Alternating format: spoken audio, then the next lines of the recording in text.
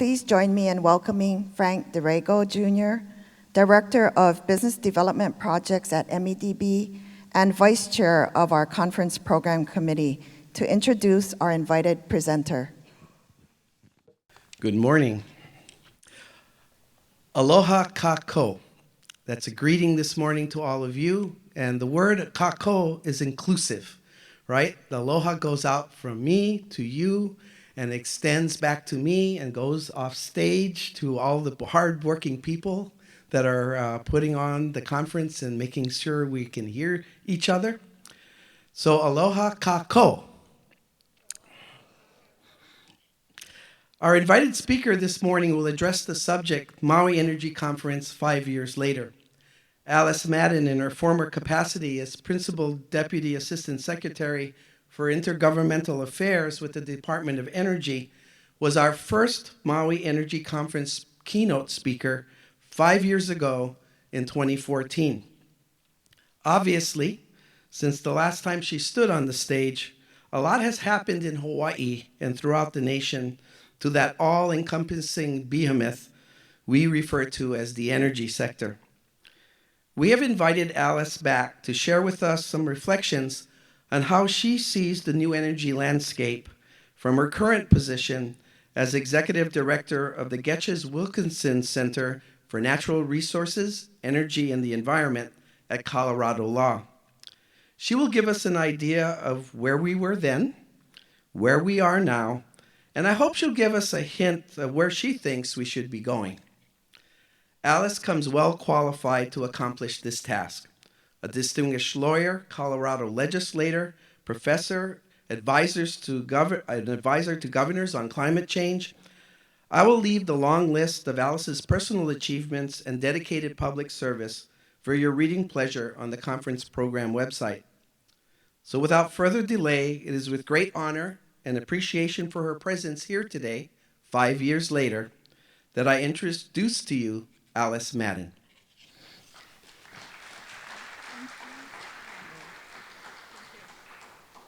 Good morning. Thank you for that very lovely introduction. Okay, I got to make sure my coffee's not going to spill. Let's see if I can balance it. And I just want to say thank you to the organizers, Amber. It's just been so lovely to work with you all, and just a job well done. Everything seems like it's going really, really well. So as I prepared for this talk, I realized I probably could have also called it Keeping Money from Derailing Decarbonization, or What the Heck is Taking So Long? Hawaii, I love to be in Hawaii. I'm from Colorado. Hawaii is really leading the nation, and it has, and we will, of course, talk more about that. I gave a similar talk a couple of weeks ago, and a friend of mine came up to me afterwards and said, I feel like I've been on an emotional roller coaster for the last half an hour. So I want to talk a little bit about sort of this, Stephen Hawking just died, so this is sort of a brief history of time of climate denial. Why and how has this happened over the last few years that there's just been this organized effort to halt any work on climate, which of course really affects progress in clean energy. So I'm going to utilize some other people's research. I just want to mention that. I think I have the sources on each slide, but if anyone wants any other info, just email me, please. So I'm going to go over a little bit about the politicalization of environmental policies. Okay, I got to make sure I can click forward. Yay. So these weren't always political, and it's kind of an amazing process of how that happened. I'm going to talk a little bit about the status of climate and environmental policy at the state and federal level, the current litigation that's going on against the Trump administration, how market forces are at work, which you all know better than I, and a bit about public perception, which is good news around clean energy, and finally talking about communication and messaging and why that is so important in this age of truth decay. So just very quickly, first Earth Day, 1970. Senator Gaylord Nelson wanted to really grab that enthusiasm on college campuses around the anti-Vietnam War effort. And that was when really environmental policy started to take root and at what we'd call the grassroots level.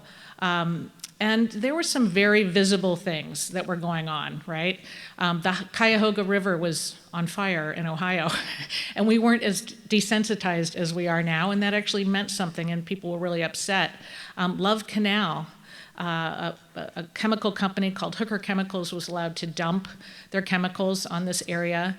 When they were done, they covered it up with grass and sold it to a local school district. I don't know if you all remember that. And then people lived there. And by the 1970s, over half of the children living in Love Canal had birth defects. I mean, that's pretty amazing. And people were able to rally and make something happen. DDT.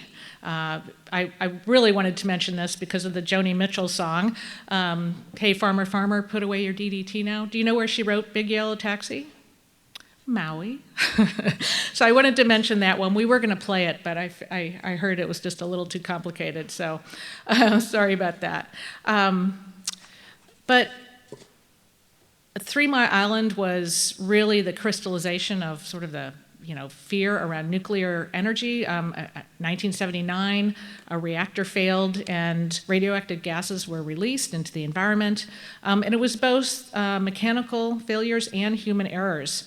So people really became afraid of developing more nuclear power in the United States, and it cost over $1 billion. And that was quite a while ago. So the cleanup went from 79 to 93, and it cost over $1 billion. So that was, I think, for the US, is why we don't have more nuclear power in this country. The framework for environmental law really started under Richard Nixon, which a lot of people don't remember. The Clean Air Act was a major revision to some previous laws and created standards for mobile and stationary sources of air pollution.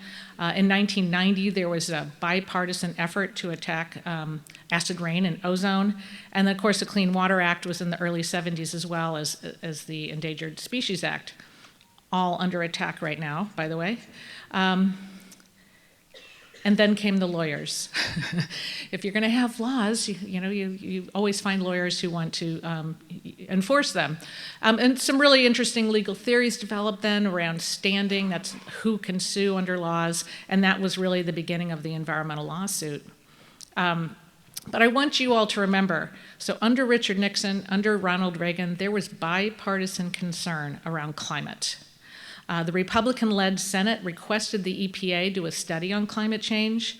The Montreal Protocol addressed fluorocarbons, I don't know if any of you remember that, CFCs and ozone, and we actually acted on it. There was a treaty signed in 1987 under President Reagan. Congress took action and amended the Clean Air Act. They set dates for change even though the technology did not exist.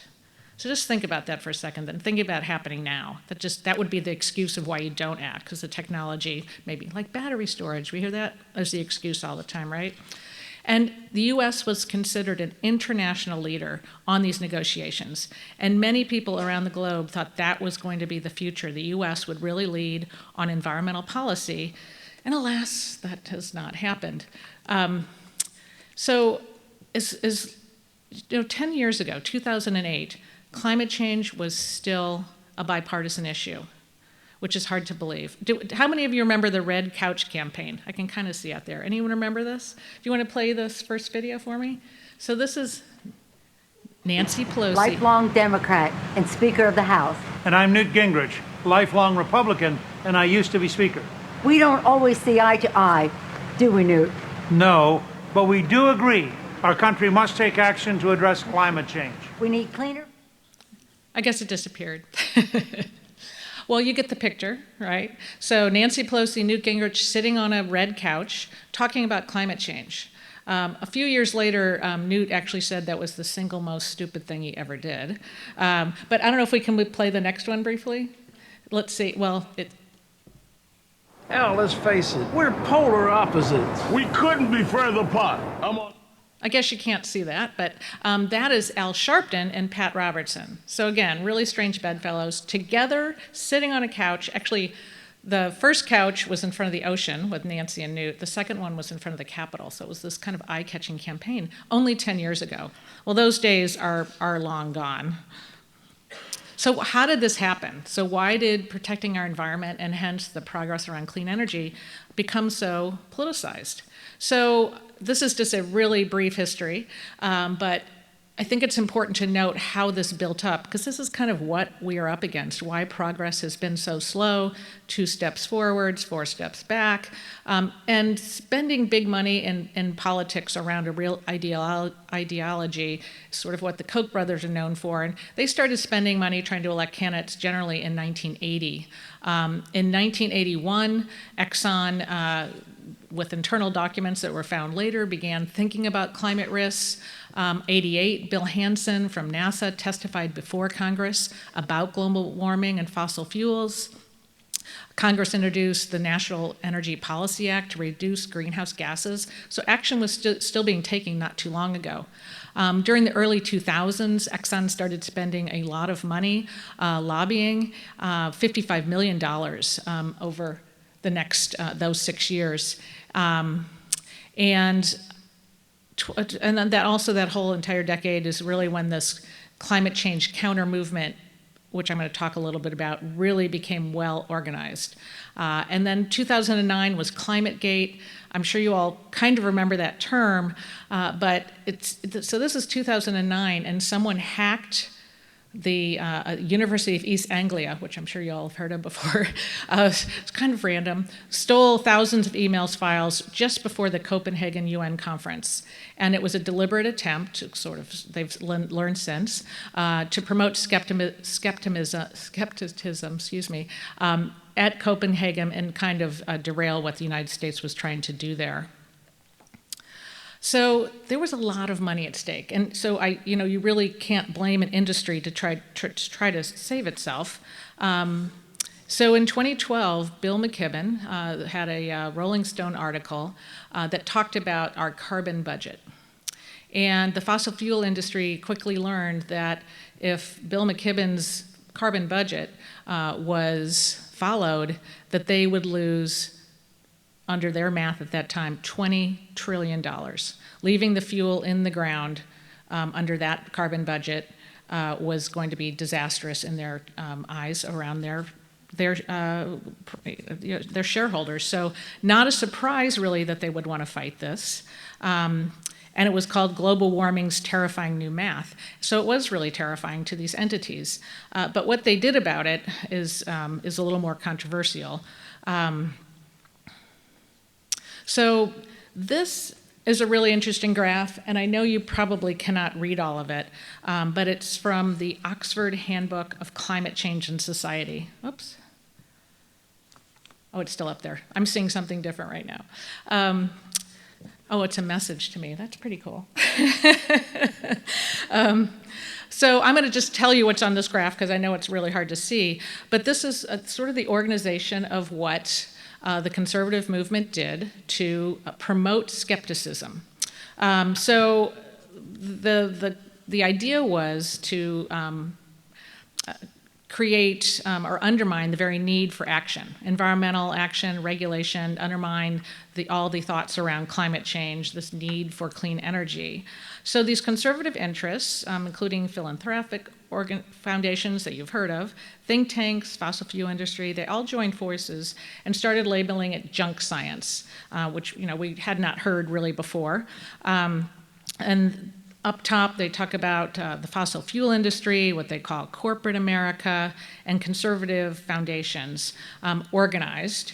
And think tanks, Heritage, American Enterprise, Cato, were funded by these folks. And this is his term for this, but front groups, things like Global Climate Coalition, Center for Energy and Economic Development, Cooler Heads organization, they're in the circle within that graph. They would repeat and get out the information that the think tanks had come up with. And some of it is certainly factual, but the way they talked about it, again, was to undermine the need for action. And they also promoted actual policy proposals to give to conservative legislators around the country. They promoted climate skeptical literature out in the world. And then these front groups, kind of at the bottom, really ran with this. The Global Climate Coalition was formed in 1989, so this is really early on. This was Exxon, Texaco, and BP, and they were campaigning heavily against the Kyoto Protocol. So this hasn't, this has been going on for a while, but the real organization has really increased their efficiency over the last 10 years. And now we know the conservative media picks this up. There's a range of publication and blogs, and now we have trolls in the mix. So really, any opinion you want out there, we have designer news to back it up. And it's really not just the conservative media that does this. These groups, of course, are really powerful. They're a huge part of our history, as they should be. We have a proud extraction history in the United States. So they had a lot of sway. So the mainstream media has often been forced to present both sides around climate change. That's changing a little bit, but that's why this gains so much traction. And finally, they talk about astroturf organizations, meaning kind of fake green groups with great names, who again promote that. One example I'll give, just because their slogan was just so perfect. So Americans for Prosperity was created by the American Petroleum Institute, funded by the Koch brothers, but their slogan was global warming alarmism, lost jobs, higher taxes, less freedom. So just think about that for a second. So this is, funded by some of the most wealthy people and biggest industries in the United States, global warming alarmism. So it's, it was a tough thing to fight. So this is, again, just kind of what they would do. Environmental skepticism literature was promoted, and some of these entities were within universities, so they had a lot of weight to them, and it was a successful campaign. And then, you hear about the revolving door. So a lot of folks who were in office are promised great jobs when they come out, and that's still continuing to this day, unfortunately. When I was elected in 2001 in the state legislature in Colorado, I started receiving 3 really nice magazines a month from Heartland Institute. I got them until about 2 years ago when we moved and they lost track of my address. So one was on the economy, one was on healthcare, and one was on the environment. Very subtle, but very the environmental one, clearly very anti-clean energy, fossil fuel promoting, and they'd have full pages that say, worried about climate change? Don't be. And they'd go on to say why it didn't really exist. Every elected official, I was a little legislator from Colorado, 3 magazines a month since 2001 till 2 years ago. So the amount of money they have is pretty broad, and they are really good at their message. ALEC is really interesting. It is an organization for legislators. They make, and there's other groups that do this too, but ALEC does it really well.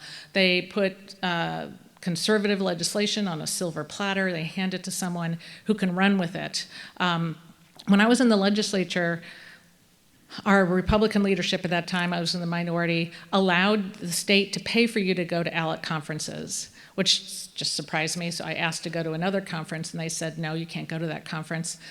I said, well, why not? They said, well, that's just a bunch of liberal hogwash. You can go to ALEC, we'll pay for that. So there was just this great momentum behind this. So again, when you think about why aren't we moving a little faster, this is, again, kind of what we're up against. Very well organized, well funded. I'm a little jealous of it sometimes. This is the funding behind it. I'm not going to spend a whole lot of time on this, but I think it's really interesting to see, and there's one thing I wanted to mention. This study under Drexel University studied this IRS data for 140 philanthropic foundations donating to 90 climate change counter movements, that's the nice term for it, organizations. and Koch brothers and others give to these groups. But the thing I wanted to mention was, Exxon and the Kochs began to get criticized for giving to these. So something called donors trust organizations popped up. And so it's kind of a one-step remove thing. So a corporation or an entity or individual can now give to something called a donors trust, and then they know what you want to spend your money on, and these groups proudly say out loud, our donors know their money will never go to any liberal causes. And they fund climate denial, but it's not directly associated. So when Union for Concerned Scientists was criticizing Exxon and the Koch brothers for this, they quit donating directly and started donating to donors' trusts. So the money kept flowing, but it was a little less public and a little harder to follow. This was a Greenpeace study. It's really similar numbers, and it really talks about how their donations dropped off dramatically and the donors' trust donations increased dramatically. All right, I'm going to start being a little more positive at this point. Oh no, one more bad slide, sorry. So you probably, I don't know how many of you heard about this, but Exxon, they found internal documents that they knew about climate change for years and years, a little bit like the tobacco industry. So their shareholders have really stood up and demanded that they assess the risks of climate change when they're assessing share price. There's been proof that they've been hiding information about climate change for years, and when they published any documents, their documents always cast doubt on climate change. So there was a real obvious shift in how they would talk about things when something was internal versus external, and they've gotten a lot of flack for it. And I think they have changed, which is great, and hopefully we'll move forward in a different way. So where are we now? This question was probably a little easier to answer about a year ago, but I wanted to include this slide because it's in Colorado. It was when then President Obama signed the American Recovery Act into law. It took place in Denver, Colorado. That's a young man who started a really successful solar company. It was all about clean energy. Obama put $27 billion into energy efficiency, renewable energy, new technical research, $27 billion. There was an auto emissions overhaul, the methane rules were passed, ozone regulations, the Clean Power Plan, of course, and the Paris Climate Agreement. All happened during Obama's tenure. The Trump administration has really tried to put a halt to many of those things, as you probably know, and frankly, it's kind of hard to keep up. So, but just a couple of things they've done: ordered a review of a ban on offshore drilling, including in the Arctic, proposed oil and gas leases on 77 million acres of water in the Gulf of Mexico. They scrapped the Clean Power Plan that would have had each state reach certain goals around greenhouse gas reductions, largely through their utilities. And they've just halted or stopped or delayed these efforts at every turn. And some of the things that I was involved with, I also worked for the Obama administration, and many of the things we tried to do started in the federal government about tracking greenhouse gases, et cetera. The Pentagon in particular was very concerned about climate change, calling it a threat enhancer. That has all been backtracked. And of course, you know that the Trump administration pulled the US, or is pulling the US out of the Paris climate. The EPA, we have a region office in Denver. The EPA budget is being cut by 31% overall and 23% cut to enforcement. So it's just a very telling, of course, policy statement, and I think your values are reflected in your budget. And so you see what is being valued in this administration, and it's just tough for anyone who cares about the advancement of clean energy. So in reaction to the Trump administration pulling out of the Paris Agreement, there was this effort called We're Still In. And it's been really successful. There's been a lot of people, entities, universities, tribes, cities, states who have joined it and saying we're still going to meet our goals under the Paris Climate Agreement, and it doesn't matter that the U.S. has pulled out. So that's been very good, and it's continued this progress. Hawaii, of course, I don't have to tell you this, but most aggressive goals in the country. California, of course, is always leading. There's a group called Rego, which is carbon exchange. They're really going strong. But I wanted to also mention Texas, not a state you necessarily think of as bucking someone like Donald Trump, but they're producing more wind power than any other state because you can make money doing it, as you know. So this is good news. So again, the market is going to push this progress no matter really what the federal policies are. And most states are on track. I don't have Hawaii on this because you know where you are, but most states are on track to meet their Clean Power Plan goals, including under Republican governors. This is not, I know it sounds super partisan and I don't mean to, but many Republican governors are going to meet these plans, and you can see that in these slides. So there's some that won't meet their goals, but they're still making progress no matter what. So right now, there's a lot of legal challenges, as you might imagine. And again, this has been a hard to keep up thing. I just listed them generally on this slide. But there is some good news around these. So this is just what's been filed in the last year or so. There's a really great website that Columbia Law School has, if any of you are interested. Arnold and Porter, a very fine law firm, and Columbia Law School put this together. And it's updated all the time, so if there's any theories, anything you want to learn about, and it's really easy to maneuver. So I suggest if you're interested at all that you take a look at this. So just a couple of things I wanted to mention. There is action being taken against Exxon in New York, the Attorney General there, and we'll see where that ends up. But the shareholders approved a proposal requiring Exxon to be more transparent. There's been challenges against the rollbacks to both an EPA and Interior with some success. Courts have ruled against the Trump administration and things they've wanted to delay or just not implement at all. But the last one I wanted to mention, just because it's a new theory, and just last week there was an interesting court finding. So this is a group of youth around the country who have sued, and they under this public trust doctrine, meaning we have the right to a healthy environment. These children have a right to have clean air, clean water, and it has not been successful to date. So the Ninth Circuit out of California, in a unanimous opinion, just denied a motion by the Trump administration that they didn't think this should move forward. So as of right now, this case is going to trial. I just think it's pretty fascinating. So market forces. You all know this way better than I do, and I know it's been the subject of yesterday, and it will again today. So despite the political climate, the market moves on. So I just thought I'd go through really quickly. The slide on your left shows the current resources, or as of 2016, but on the one on the right shows added capacity in 2016.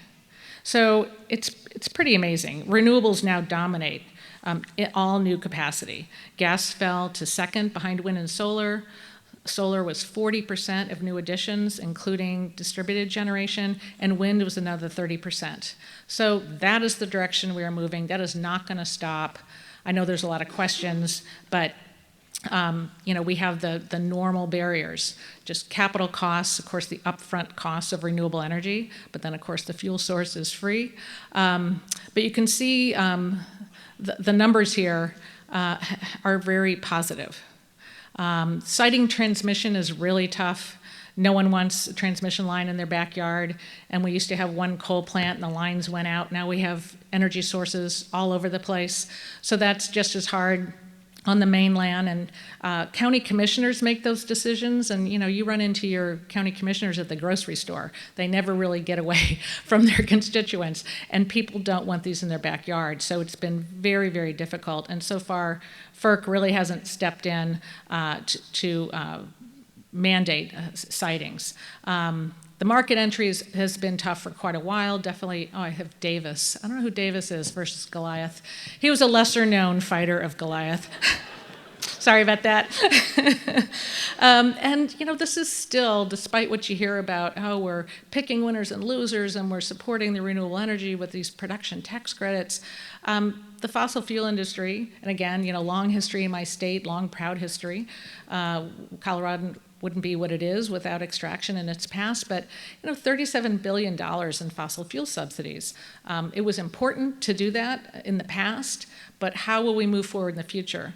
But again, really powerful efforts. Those aren't going anywhere, and we can't pretend that they will. And again, I know we're talking about this at this conference, but we're fighting these reliability misconceptions. We don't have the storage capacity, and there's many things that the market is doing right now, and it's, policy always lags reality on the ground. So it's really important. I've been really interested to hear what folks like Tesla are advancing. That will keep going, and our politicians will eventually catch up.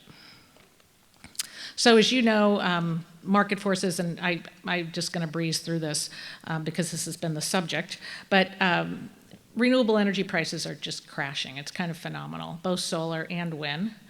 There haven't been any, as far as I know of, I don't think there's any new coal plants planned in the US.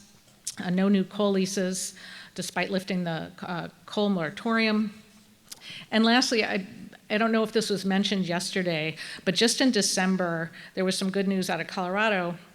Our utility XL, which is an investor-owned utility. They supply about 60% of the energy in Colorado. They received more than 400 individual proposals, which included record low prices for renewable energy paired with energy storage. So the median price bid, they haven't released these, but what has been released, the median price for wind plus storage projects was $21 a megawatt hour. That's pretty amazing, isn't it? The median bid for solar plus storage was 36 megawatt hours. Previously, the lowest bid was a year before out of Arizona, and it was $45. So it's a difference of $9 in a year. It seems like great news. And again, battery, I know you've talked about this a little bit. The prices of batteries is dropping. I just bought an electronic vehicle, a Volt, and the biggest thing that we're really working on, and I know here as well, is charging stations. How do you create a real infrastructure so people, know that they can get their car charged? And I think this is the last year that the tax credits exist, but these prices are dropping, and the manufacturers themselves has said they are just moving in this direction. So if the big three start heading that direction, that's where we will go.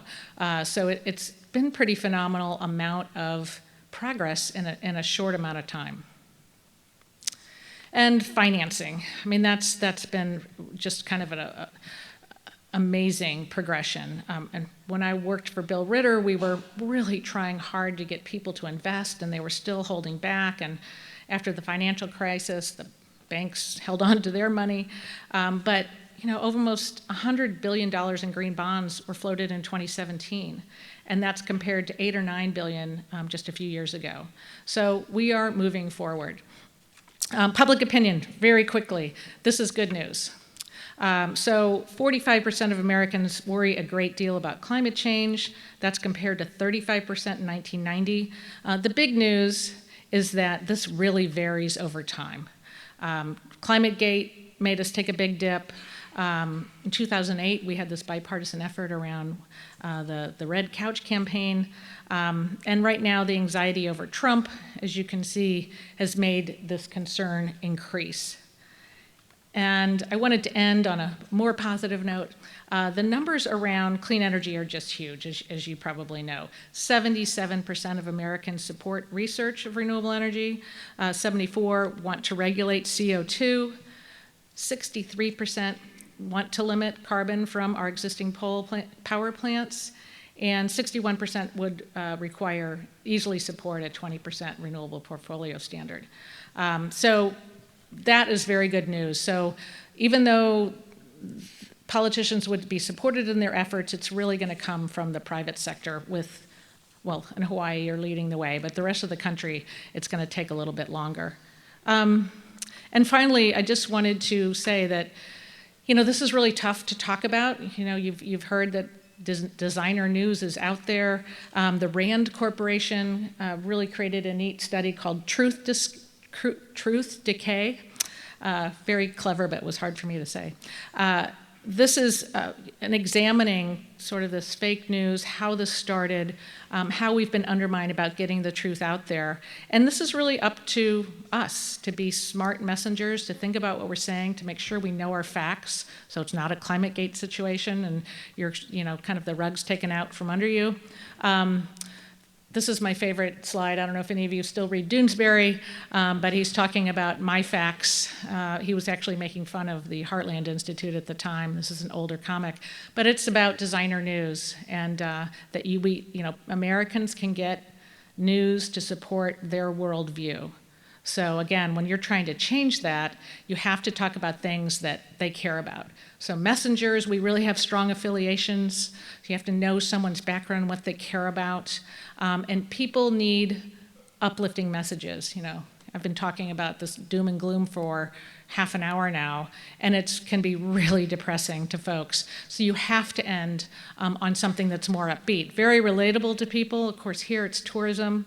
And I read your rainier than normal weather is being caused by what's happening in the Arctic as the big storms that have been hitting the Northeast. People don't necessarily make those connections, but eventually they will. And I wanted to end with this. We don't sell the sausage, we sell the sizzle. So how can you get someone excited about these changes? And it again is, this is where the market is going. You can get jobs, you can make a good salary in this, cleaner air, of course, better health. So instead of focusing on the negatives that I've been focusing on for the last hour, focus on the positives. So thank you for having me. That's all my remarks, and I'm looking forward to having a little discussion.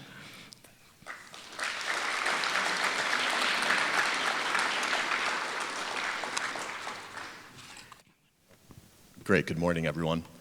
Frank Rego is back to join us again. Just a little bit of logistics. Please send your questions in. Frank has the iPad here. He will kick it over to the audience questions in a second, but I wanted to preface our discussion and really pick up with where you left off in your talk, which is the theme I wanted to start on is optimism. And I just want to provide a few observations or data points on why I'm optimism about where we're headed here in the state and our opportunities for progress in the future. As I look at it, we have made significant progress with the state's clean energy initiative. I worked in the legislature on some of the early efforts to pass the renewable portfolio standard and net metering legislation. And when I look from those days to where we stand today, we have made great strides, but I think our best days are ahead. And I say that because a number of reasons. I don't know if this got enough attention yesterday, but if we look back in the past year and 2 years, we have had a number of industry-leading renewable projects proposed here in the state. I want to push back a little bit against some of the comments I heard about a negative business and regulatory climate here. These were deals that are not only good for Hawaii, but these did set industry-leading benchmarks. Here in the state, those deals were negotiated, signed, and are underway. So I think that shows the promise that we have and the potential. Alice, you brought up, I tracked the trade press very closely. The deals that were submitted by to Excel I still have the spreadsheet on my computer and open it up as a reminder. Obviously, we are in a higher cost environment here, but really, to me, the lesson is we are in a buyer's market. We have been, and we continue to be for renewable energy, and we're pushing forward with major procurement here in the state. So to me, as a decision maker, that gives great reason for optimism. I think I'm also encouraged by recent steps and focus that we have had with the Hawaiian Electric companies in pushing forward with procurement and building renewable projects. So this gives me great optimism. Just a couple other points. When I look on the distributed energy front, if we look at the broader macro trends, if you look at what FERC has done most recently with trying to open up wholesale markets to new technology, most recently with their energy storage decision and the path they seem to be leading with distributed energy resources, we're going to see a lot of expertise brought to this issue through those wholesale market efforts. It's going to benefit us here locally, and the scaling of those industries, scaling of those types of resources will again benefit us here. The last thing I just want to note, Kyle Dada made a good, correct observation yesterday that our commission, as we look forward, we still have work remaining before us, looking at regulatory changes, looking at how we modify or look to incentivize the utility. In our first part of the Clean Energy Initiative, I would say we mostly looked at these types of programs to remove disincentives for energy efficiency renewables. Where we need to be headed now is align utilities' financial performance with our goals here as a state. So I think that's the path that we're looking at going ahead. And I want to come back to where you started. So you went into a lot of possible doom and gloom, but what gives you the most optimism looking ahead as somebody interested and engaged on climate change issues throughout the U.S.? Well, if you work in climate change, I think you have to be an optimist or you wouldn't get out of bed in the morning. So every day I wake up and know that there are possibilities of forward movement. But this is from my experience. I loved the strange bedfellows coalitions that we were able to form on any number of issues. It could be education, it could be anything. And it's kind of going back to where I ended, it's really important to understand all the stakeholders, what they want, where they live, what's meaningful to them. It's about respect. It's about listening, about people knowing they've been heard. And, the art, I heard someone describe the art of a good compromise is when everyone is gagging equally at the end. Everyone has to be willing to give up a little bit. And people are willing to do that if they know they've been heard and respected. So I think just the process has to be something that all people feel has been done with integrity. So I've seen a lot of things that started off looking impossible, but with the right leadership and, again, just really trying to take in all of the stakeholders' opinions, which are all really valid and real, and then try to move forward from there, because I think that's a great way. And if you don't do that, as soon as you're out of power, it gets undone. So you really have to build a strong foundation for that forward movement. So unfortunately, the video didn't work. I loved when you brought up the red couch. You're lucky I didn't sing Big Yellow Taxi. Yeah. But do you see, is the era of any sort of bipartisanship at the federal level over on this issue? Well, I think for a long time now, people have been really looking to the states and the private sector to move forward on this because of what's happened in the federal government. As we've seen, there's plenty of Republican governors who are moving forward because it makes sense. It's a great economic development issue. Wind and solar and all around the country, those are real jobs. So I don't know, you hear, several folks bucking the White House a little bit on this or other issues. I think 2018 is going to be an eye-opener for a lot of people. So hopefully, no matter what happens on the outcomes, when they hear how the American people think about what's going on right now, generally, maybe they'll change their tune a little bit. I can't stress enough how money and campaigns are really a huge part of this.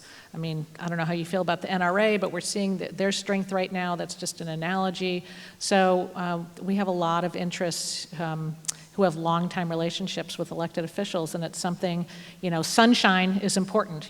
Transparency and sunshine help a lot. Great, thanks. I was just going to add that, in my understanding, there's been a bipartisan climate alliance among a number of states and governors, including Hawaii and voluntary agreements to follow the Paris Accord. Yeah, that we are still in effort. I mentioned there's some great movement going on there, and environmental and clean energy advocates have been long looking to states and mayors. Mayors are close to their constituents. They're on the ground. They see what happens when you help people save money when they save energy. So there's tremendous movement at the local level too. No, just that we've seen that type of leadership here locally with the mayors in the county announcing their commitments to clean transportation. Just maybe if you didn't quite in your talk get into what your center does and how you engage with students and other stakeholders through your work there, please share that. Sure. So I feel really lucky, sort of dream job material. I run a center called the Getches-Wilkinson Center at the University of Colorado Law School.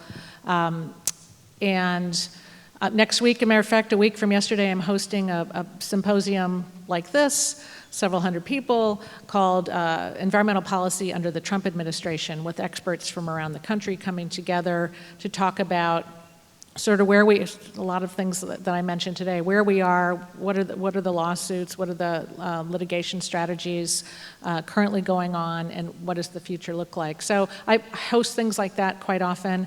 The next Thursday, a week from today, I'm leading 12 law students on a trip to southern Colorado, New Mexico, Arizona, and Utah, and I get paid for that. So, but we're meeting with tribal leaders, elected officials, land managers. We're going to hike in Bears Ears National Monument, or what was Bears Ears National Monument. You might have read about that the Trump administration shrunk that by 85%. I'm going to teach my students how easy it is to have a mining claim. You need 4 sticks. So we might do a mining claim. You put 4 sticks in the ground and you can claim 20 acres. So I'm really lucky. A lot of outward communication about where we are, and we produce white papers around hot legal issues as well. Now we have time for a few questions from the audience. Do you think the imposition of tariffs by the current administration will slow the booming renewable market? I don't know. I bet there's 90% of the people in this room might know that answer better than I, but since I am an optimist, I will say my husband's in high tech. Where we live is a high tech hub. There was a lot of solar manufacturers in our county that all went out of business when China lowered their price. So it really helped, of course, help the industry and help people afford it, but perhaps, trying to be an optimist, perhaps they'll mean there'll be some more innovation and manufacturing coming out of the U.S. It's also, I don't think it's going to be as long-lasting as, it's going to be tiered out, is that right, just last a couple of years. So, some of this I feel like we're just kind of holding our breath and trying to get through these next couple of years. So, like I said, there's probably way smarter people in the room, but I'm trying to think of a way that, we can get through this. Okay, here's an interesting question. Alice, do you have thoughts on the role of nuclear power as part of a clean energy future? Yeah, when I was at DOE, I worked for Ernie Moniz, who's a nuclear physicist from MIT.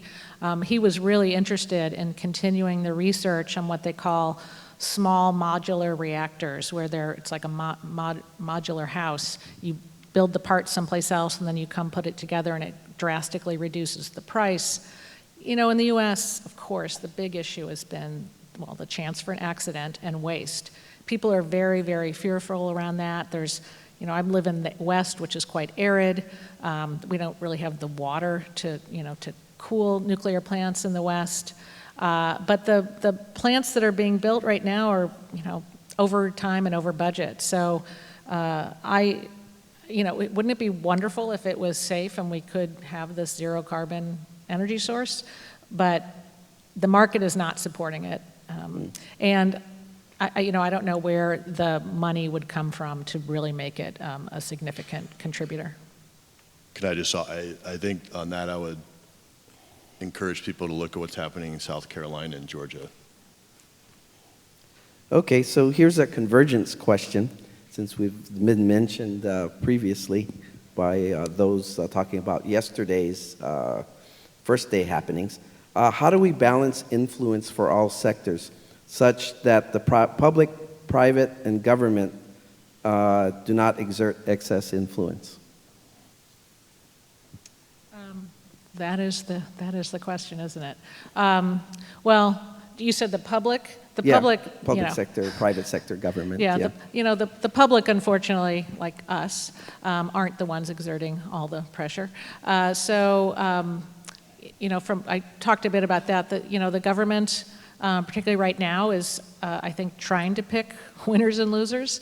There was a FERC decision not too long ago that said no to a Trump. I can't remember. They were trying to give money to the coal industry, and there was a proposal actually forwarded by Department of Energy, which was highly rare in my understanding. Actually, I'm glad. Maybe could you contrast basically your time at DOE versus what you see now under the current leadership? Okay, I'm to the extent you can. Yeah. But I agree that is a great example. I'm thinking a lot of things I'm not going to say. Maybe later, come up to me. But, Rick Perry from Texas, tons of wind because they make money doing it. That's trying again, being an optimist. So when he was picked, I was hoping it wouldn't be as bad as one might have thought. The thing I worry about the most at the Department of Energy is the budget. So there is not one piece of battery storage technology that did not start with a DOE loan. We've heard about Solyndra. You probably know about Solyndra. That was this teeny little thing about a solar company that went bankrupt. So the DOE loans, an entity called ARPA. Have you heard of DARPA? It's defense innovations and vetting innovations. DOE started something called ARPA, same thing, so helping get through that valley of death for a small startup that's in between getting the real money to proceed. Those are the things that DOE does. 17 national labs, laser work. I didn't even know this. They work on things like breast cancer with laser treatments. DOE is amazing. And of course, they also manage our legacy to the Cold War. Very important. Do not skip there. Do not skimp on that budget. So I worry just a bit about the cavalier attitude about the budget. Okay, since we're running out of time, why don't we end with a language question? So you mentioned this actually in terms of during your presentation. What do you think of the Republican administration's removal of any mention of climate change? Any suggestions for another phrase we can use? I used to joke that resilience and resiliency were the safe words for climate when someone felt like they couldn't talk about climate change, because resiliency is really about that, right? Withstanding changes, withstanding storms. So that's a good word. When they do things like that, people know about it and they get angry generally. So it's a short-term kind of silly thing to do. And again, hopefully this period does not last that long. And I don't mean to sound partisan, but the actions taken against science and the organization against science. Next week at my symposium, someone from Union of Concerned Scientists is going to document everything that's happening at the EPA. You might have read this, taking scientists off the Science Advisory Board and replacing them with industry people, because So that's kind of hard to understand or validate in any way for me. So I think, again, talking about it, making sure people know, writing letters to the editor, talking to your elected officials, don't just let this go quietly. So be active. So do you have another question? We just got to... No, I was going to wrap up. Okay, good. Let's wrap up. Well, I want to say on behalf of the organizing committee, we want to thank you very much for coming back to Hawaii, sharing your experience and perspectives. Audience, please give our speaker a warm round of applause. Thank you.